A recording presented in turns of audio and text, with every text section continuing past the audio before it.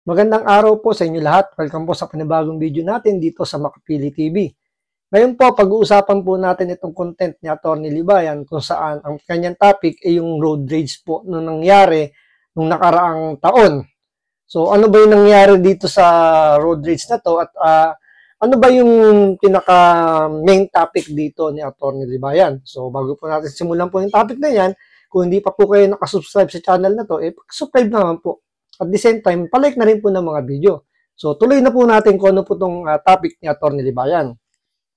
Speaking of Raffy Tulfo, mga kapatid natin, pinag-usapan din natin yung bill ni Raffy Tulfo na anti-road rage.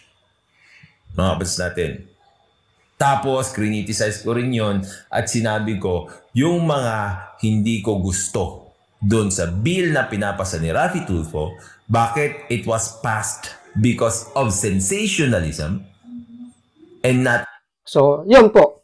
Itong topic niya tungkol sa anti-road rage bill ng mga Tulfo. Particular to sa Congress.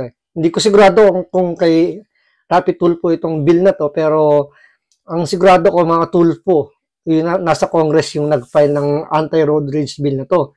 So ngayon, sinasabi niya na dahil lang daw sa sensationalism, kaya lang daw ipinapasa yung bill na to. Which is parang totoo naman. May punto naman dito si Atty. Libayan kasi nangyari yan right after nung Senate hearing tsaka ng Congress hearing. Naalala niyo yung siklistang tinutukan or kinasahan ng baril ng ex-policeman na umabot pa nga sa punto na nagpa-press con pa yung ex-policeman kaya medyo nabatikos ng todo ang PNP noon, yung time na yun, especially do sa QCPD. So ngayon, sinasabi nga ni Atty. Libayan dito na dahil lang daw sa dun sa nangyaring yun, nakikisakay lang yung mga Tulfo dun sa pagpapile ng anti-road rage bill at may mga portion daw dun na ayaw niya. Yun ang sabi niya, ayaw niya. Pero kung panonoorin mo yung video kung saan tinatalakay niya yung anti-road rage bill ng mga Tulfo, doon pa lang ayaw niya na makikita mo, hindi yung particular na mga parang kung ano yung nakapaloob doon sa bill na yun, yun ang ayaw niya. Pero parang ang dating kasi nung una, nung tinalakay niya yun, is parang yung buong bill yung ayaw niya. Na keso makukulong daw kagad kapag nagkaroon ng road rage. Na once na siyempre di ba pag galit ka, andyan yung bigla ka lang mapapamura, mamumura mo yung kung sino man yung nakaaway mo dun sa particular na kalsadang yon. Kaya nga road rage, sa road siyempre. So yun, yung pinaka sinasabi niyang ayaw niya. Pero dun sa mga unang video niya, parang ayaw niya yung buong bill. Kasi nga, Tulfo yung nag-file. Pero what if kung hindi Tulfo yung nag-file ng anti-road rage bill na yon, ganito rin kaya yung ano niya, yung pag-criticize niya dito sa anti-road rage bill na to. Kasi kaya lang naman niya kini-criticize kasi Tulfo nga yung nag-file. Yun nga, kaya nga sabi ko, what if hindi Tulfo yung nag-file? Ganito rin kaya yung pag-criticize niya. Same din kaya nung ano niya, ng gigil niya na dun sa anti-road rage bill na yan. Di ba? Kasi alam niyo naman, pag Tulfo ang issue or kasangkot ang Tulfo sa issue, ay kagad si Atty. Libayan, kumbaga, naka-high spirit kagad siya. Kumbaga sa sasakyan, nakasagad kagad yung RPM niya. Ganun yung nangyayari. So, kaya nga, natatanong ko, what if kung di Tulfo yung nag-file ng anti-road rage bill, ganun din kaya? So, tuloy po natin to. Because it is of necessity. Anong ibig sabihin nun? Mga kapatid natin, sinamantala yung pagpapasa ng kanyang anti-road rage bill dahil nga sensationalized yung road rage. Which is totoo naman na parang sinamantala naman talaga yung pagpapile ng bill na yun. Kasi nangyari yun right after nung road rage na yun. Siyempre, nagkaroon ng Senate hearing. Siyempre, sabi nga nila ba, in aid of legislation, siyempre para makagawa ng batas. So, siyempre, wala naman tayong batas na ganun. So, nakagawa sila ng anti-road rage bill na yan. So, kaya Atty. Libayan, siyempre, dahil nga Tulfo yung nag-file, hindi naman daw kailangan yun. Sensationalism lang daw yung nangyayari doon. Sinasakyan lang daw yung issue. So, gaya na sinabi ko, what if hindi Tulfo yung nag-file, ganun din kaya isasabihin ni Atty. Libayan? Ngayon, para makasakay dun sa issue, pinasa niya yun. Ngayon, ang problema mga kabatas natin, it is not what we needed. Tignan natin yung nangyari dito. So, hindi daw natin kailangan ng anti-road rage bill. Base rito kay Atty. Libayan. Pero panoorin niyo po itong balitang to. Kayong magsabi, para talakayin din natin, kayong magsabi kung kailangan ba natin ng anti-road rage bill. Ito mga kabatas natin, may gitgita na nangyari sa SUV at isang pickup truck, no? Nagkapikunan tapos nagkabanggaan. Panoorin natin. Ito ay sa News 5 everywhere mga kabatas natin. At alamin natin yung mga legalidad na nangyayari dito. Okay? Let's go.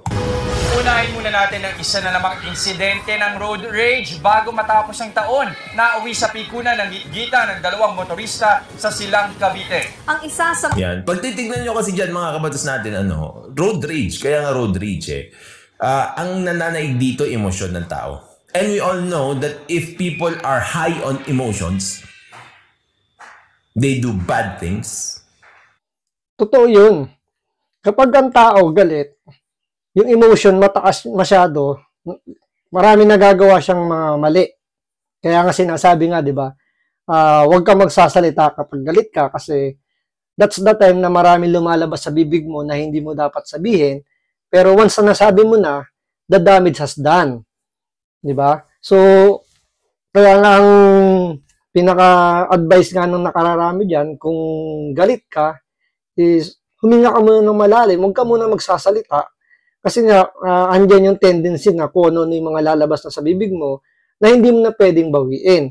At the same time, kung nasa road rage ka naman, ganyan, may mga bagay na nagagawa ka na hindi mo dapat gawin na pwede mong pagsisihan habang buhay. Kasi nga, mataas na masyado yung emosyon mo, hindi mo na alam kung tama o mali pa yung gagawin mo. They do things that they will eventually regret. Di ba? Ganun yun eh. So ngayon, So, sabi ko nga sa inyo, pag si Atty. Libayan, sabi nga nila, magaling naman. Ako, nakikita ko naman, oo, tama naman. Magaling naman siya magpaliwanag pag mga gantong bagay na hindi masyadong, wag niya lang i-connect sa mga Tulfo, especially kay Rapi Tulfo, wag niya lang i-connect. Magaling siya magpaliwanag. Maganda siya magpaliwanag. May intindihan naman. Swak na swak nga, ika nga, swak sa banga. Wag lang talagang, wag lang ihahalo si Rapi Tulfo or mga Tulfo. Medyo sumasablay siya ron. Kasi dito maganda naman paliwanag niya. So, tuloy natin. Ayoko dun sa anti-road rage bill ni Rafi Tulfo, it capitalizes on human frailties. Yung mga kamalian, yung mga vulnerabilities ng isang tao, doon siya nagka-capitalize. So, doon, sabi niya, kinakapitalize lang daw ni Rapi Tulfo yung mga emotion, yung galit ng tao, doon sa anti-road rage bill na ginagawa. Kasi, ganito lang naman yan eh. Kung ikaw, alam mong may batas na may anti-road rage bill, at ikaw, madalas gumagamit ng kalsada, kahit pa paano, mag-iisip ka. Kung halimbawa, masangkot ka sa isang insidenteng ng ganito, maiisip mo na, ay, may batas pala sa road rage bill at pwede akong ma-penalize. So, andun na yung magdadalawang isip ka ng gumawa ng pwede mo ikasangkot sa road rage. Kaya dapat may road rage bill tayo. Ako, pabor ako dun sa road rage bill na ipinapasa ng mga Tulfo. Kasi nga, kung mapapansin nyo, marami sa mga naging road rage dito sa Pilipinas, kahit hindi naman sa Pilipinas pero dahil nga dito lang sa atin yan, wala naman tayong pakialam sa road rage ng ibang bansa. Maraming mga malalagim na nangyari dahil sa road rage na yan. Kaya nga yung nangyari yung pinakahuli, yung kaya ginagawa tong bill na to, ipinapasa. Hindi pa to basta ipinapasa pa lang naman. Doon nagsimula. Kasi nga nakita nila na wala naman palang batas tayo sa road rage. Kaya gumawa ang mga tulpo ng bill tungkol sa anti-road rage bill na yan para maiwasan na yung mga ganung senaryo. Ngayon, dahil sinasabi ni Atty. Libayan na nakakapitalize lang yung galit dahil human nature naman ng tao ang magalit, totoo naman yun, human nature yun. Pero kung alam mo na may batas tungkol sa road rage, magdadalawang isip ka. So magiging deterrent na rin yung kahit papano. Hindi naman talaga totaling mawawala yung road rage. Hindi naman totaling zero talaga yan. Meron, pero at paano, malilesen, mababawasan yung mga ganyang insidente dahil alam nila may batas na anti-road rage bill. So, di ba? Maganda yung may anti-road rage bill na yan. Hindi gaya na sinasabi ni Atty. Libayan dito na kaya daw niya kinikriticize kasi sensationalism lang. Nabubulol ako sa salita na yun. Sabihin natin nakikisakay na lang yun. Nakikisakay na lang daw sa issue ang mga tulpo pagdating dito sa road rage na to dahil nga ginawa lang yung batas na to nung nangyari yung road rage nung siklista at nung ex-policeman. That's what I don't like doon sa bill niya na yun. Because anger is a normal human emotion. Tama. Diba? Kadalasan yung mga taong galit nagsisisiyan pagkatapos. For sure, itong mga tao dito na involved dito sa road rage incident dito, nagsisisi sila. Diba? Totoo naman. After naman ng ano yun, pero hindi totaling lahat Merong mga time or may mga tao na hindi magsisisi after nung nangyaring road rage na yan. Siyempre, paninindigan niya na tama yung side niya at hindi niya ibaba yung ego niya. Merong ganun. Meron naman talagang after ng road rage, isa lang nila marirealize na mali pala yung ginawa nila. So, depende yan. Pero, sabi ko nga sa inyo, kung may road rage bill, anti-road rage bill na yan, kahit paano, sa umpisa pa lang, pwede nilang maisip, teka lang, may batas pala dyan, medyo maghihinay-hinay ako kasi baka ma-penalize ako. Diba? Parang ganito yan Dati, wala namang jaywalking or hindi ganong kabigat yung penalty sa mga nagje-jaywalking. Diba? Ano lang, mostly, community service lang ang ginagawa. So ngayon, nung nagkaroon na ng pinapenalize na din, kumbaga meron ng additional penalty doon sa mga nagje-jaywalking, malaki na yung nabawas doon sa mga nagje-jaywalking. Yung iba nga halos wala na, sumusunod na talaga sa batas kasi nga ayaw nilang ma-penalize. Diba? Tatawid ka pa lang at nakita mong walang ibang tumatawid, mag-iisip ka na kagad, teka lang, walang ibang tumatawid dito, baka ma-jaywalking ako or ma-jaywalking tayo. So, doon pa lang, di ba, nagiging deterrent na agad yun. Di ba? So, ganun din dito sa anti-road rage bill na to. Kung meron, katapano, magdadalawang isip ka na gumawa ng hindi maganda kapag nasa kalsada ka. Kasi, pwede ka masangkot sa road rage na yan. Di ba? And what is one of the anong tawag dyan, characteristics of punishment? Mga kapatid natin, it is to learn a lesson. We don't need harsh punishments in relation to road rage. No, kailangan natin ng harsh punishment. Kasi kung ang punishment lang dyan, napakababa, yung mga may pera, lalabag lang dyan. Halimbawa, ang penalty lang 500. Halimbawa, naglabas ka ng barel, tapos ang penalty mo lang 500. Tingin mo ba i-endayin ng mga mayayaman yan? Siyempre hindi. Kahit magbayad pa sila ng 1,000 dyan, ayos lang. So, kailangan sa anti-road rage na yan, kailangan harsh kagad ang penalty. Para paano, magdalawang isip na, mayaman o hindi, magdadalawang isip na masangkot sa road rage. Kasi alam niya, mabigat yung penalty. Kasi, sasabihin naman nila, pag matakas ang penalty, anti-poor. So, ibig sabihin, pag mahirap, pwedeng sumuway sa batas. Dapat hindi ganun. Kailangan taasan mo yung penalty, gawin yung harsh yung penalty, para at least yung mga nasa baba, alam nila na hindi nila kayang kumbaga, hindi nila kakayanin yung penalty na yon, hindi nila gagawin. Ngayon, yung mga mayayaman na kaya naman yung penalty, kahit paano, iindahin nila. Dahil nga harsh na yung penalty. So, hindi pwedeng sabihin na, iwag natin sabihin na kailangan hindi harsh yung penalty. Dapat harsh pagdating sa road rage para katakutan. We just need ample or enough punishment na meron na tayo ngayon in relation to road rage para mabigyan ng lesson yung mga tao. Hindi naman dahil doon kasi medyo I beg to disagree doon kay Atty. Libayan. Kasi dito sa Pilipinas, alam naman natin yan na ang mas nakikinabang sa mga batas na ganyan, yung may pera. Kasi kayang-kaya nilang lusutan yan kapag ang penalty is magaan lang. Alam mo, real talk na tayo. Ang mas nakikinabang dyan pag may pera. Ngayon, syempre, may pera sila, kaya nilang labagin yung batas na yan. Syempre, ang mga susunod lang dyan, yung mga walang pera. Dahil ayaw nga nila magbayad o wala talaga silang pambayad. Kaya susunod sila. Paano yung mga may pambayad? Diba? Sa kanila, okay lang. Kaya nilang takutin yung mga walang pera. Kaya tingnan mo, karamihan sa mga nag-road rage ngayon, kapag ang sangkot 4 wheels tsaka 2 wheels, yung mga rider, diba? Kung makaambay yung mga 4 wheels, kala mo kung sino. Kasi may pera sila eh. Kaya nga nilang bumili ng sasakyan eh. Yung mga nakamotor, alam nilang walang pera, saktuhan lang. Naiipit nila ng ganun-ganun lang. Kaya hindi ako pabor doon sinasabi ni Atty. Libayan na yung magaan lang na penalty ang pwedeng ibigay.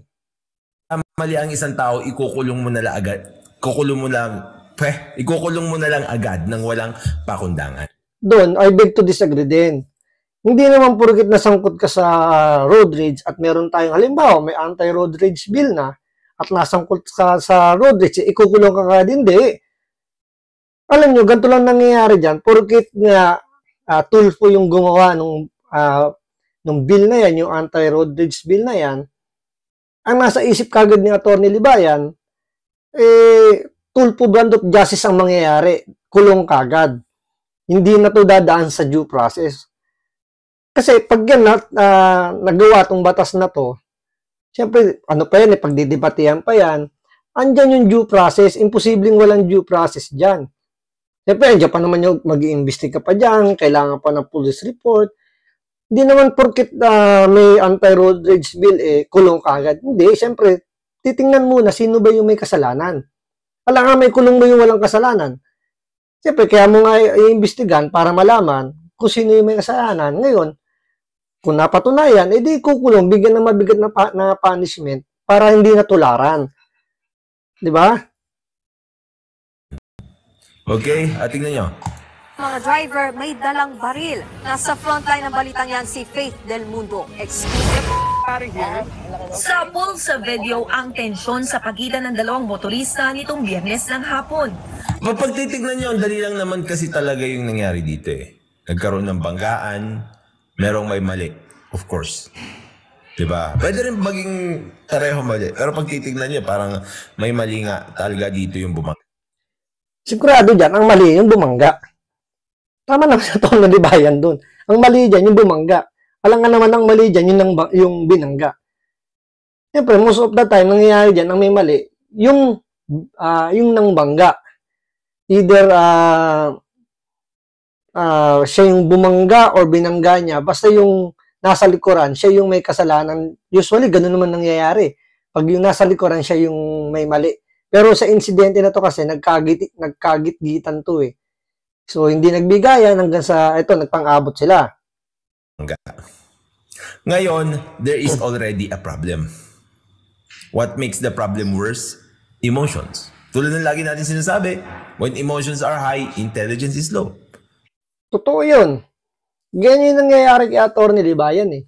Kapag si Tulfo na yung pinag-uusapan or Tulfo na yung pinag-uusapan, yung emotion niya tumataas eh. Napapansin nyo ba? Ako yun kasi napapansin ko, tumataas yung emosyon niya. Kaya yung intelligence bumababa.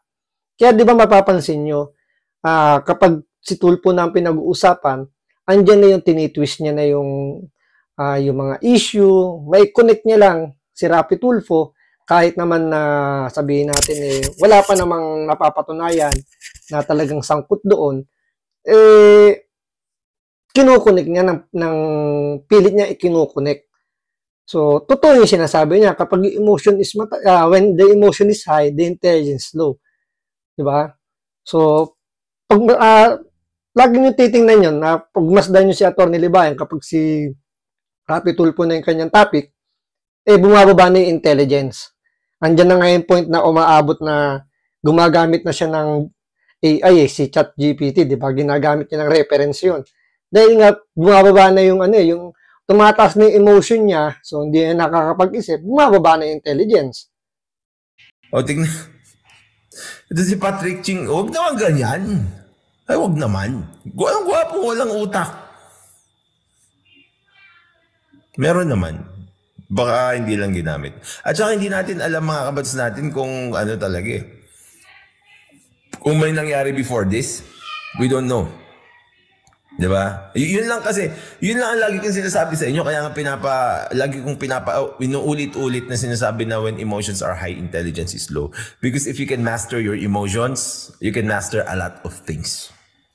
Doon, I agree doon kay Atty. Libayan. Sana ma-practice niya yon na talagang maging mahinahon siya, gamitin niya yung sinasabi niyang when the emotion is high, the intelligence is low. Diba? Sana ma-practice, mas ma-master yan ni Atty. Libayan. Okay, let's go. Ang lalaking driver tila akma pang bubunot ng baril. License. Hey, you have a gun? Yan yung ano daw, foreigner daw ito foreigner ba? Akmang bubunot ng baril. Yan lang ang hindi ko gusto kasi pag mga kabats natin Dito maganda yung observation dito ni Atty. Libayan. Sabi ko nga sa inyo, di ba? Atty. Libayan magaling.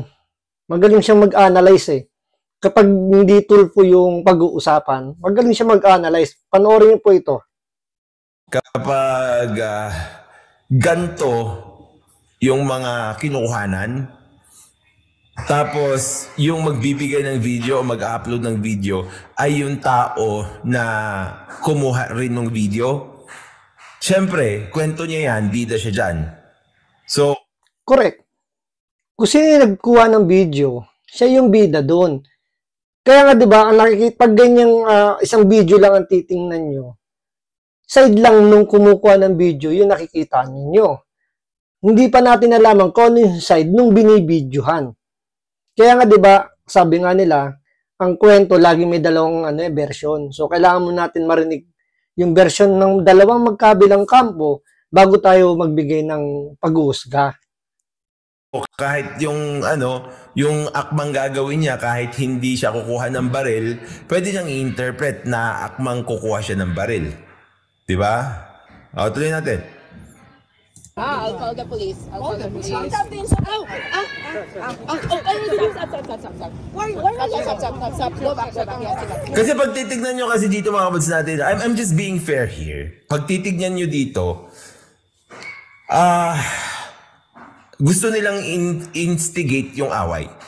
Parang gusto nilang palakihin yung mga nangyayari ngayon dito, especially yung nagbi-video din. Tingnan niyo yung observation dito ni Atty. Libayan. Magaling Tama siya Yung kumukuha ng video, pinuprovoke niya pa yung kaalitan niya. Doon pa lang sa pagkuha niya ng video na the way kung paano siya magsalita, doon pa lang makikita niyo na pinuprovoke niya na yung yung nakaalitan niya. 'Di ba? Kasi kung sabihin natin kinukuha niya ng video pero mahinahon naman yung kinakausap yung kanyang nakaalitan, hindi aabot sa ganung punto na tulad yan nagkakasuguran. So, kaya nga sabi ko sa inyo, dito magaling to si Atty. Libayan. Magaling siyang mag-obserba. Hindi ko rin gusto yung mga ginagawa nung nagvi-video dito. Kasi nga, halata naman na, dahil nagvi-video siya, gusto niya makakuha ng magandang scoop. Kaya imbis na maging mahinahon at ipacify yung isa't isa, makikita nyo mga kabatas natin na na talagang pinoprovoke din. Nagkakaroon ng instigation din. Diba? Magaling mag-observe. Tama naman siya eh. Diba? Parang lang makakuha ng magandang video, pinuprovoke niya. Para alam niya, para sigurado magbabiral yung video niya, pinuprovoke niya yung kanyang nakaalitan. Diba kasi, gaya na sinabi ito ni Libay, imbis na ipacify niya yung nangyayari, yung sitwasyon, mas lalo pa niyang ginagalit, siya na yung nagpuprovoke, siya na yung nagbibigay ng parang lalo niya pang sinisindihan yung galit. Para lang mas gumanda yung video niya, maging viral. Di ba? Sabi ni Ricol, video tapos upload para sikat. Yung kasi ang ginagawa ngayon dahil nung sumikat yung mga nagbi-video na yan pag may road rage at nai-interview sila, nagkakaroon sila ng instant fame, marami ng tao ngayon ang nagsiset up. Siniset up yung mga tao na magalit tapos bibidyohan para merong pang content. Doon I totally agree kay Atty. Libayan. Totoo naman talaga dahil nga sa technology natin ngayon, na lahat naman may cellphone na, anytime pwede kang kumuha ng video, ganyan ang nangyayari ngayon. Kapag may nangyayaring road rage, ang timano, binibidyoan na kagad, at yun nga, sila pa yung nagpuprovoke na magkaroon ng gulo, ng away, para mas maganda yung magiging content nila, maging viral. So, mas pag-uusapan, at the same time, yun nga, pwede silang interviewin ng mainstream media, dahil kakagatin yan. So, may instant fame ang nangyayari. Kaya nga, sabi ko sa inyo, si Atty. Libayan, magaling naman siya mag-analyze, magaling siya magpaliwanag, wag lang talagang ikukunik kay Rapi Tulfo, dahil nasisira siya doon, yung diskarte niya nasisira. Gaya nga sinasabi niya, when the emotion is high, the intelligence is low. Ganun yung nangyayari sa kanya. So, yun lang yung payo ko rito kay Atty. Libayan. Sana makarating na medyo sana practicein mo yung sinasabi mong yung ganyang mamaster mo yung wag masyadong magalit kasi bumababa yung level ng intelligence natin. Kasi baka hindi mo napapansin, ganun na yung nangyayari sa'yo. Baka wala rin nagsasabi sa'yo na hindi mo na na-apply yung sinasabi mo. So, yun lang. Sana makarating to kay Atty. Libayan na tingnan niya rin minsan yung video niya pagdating kay Rapi Tulfo kasi minsan talagang nadadala yung yung emosyon niya. So, yun lang po. Maraming salamat po. Hanggang sa susunod na video natin.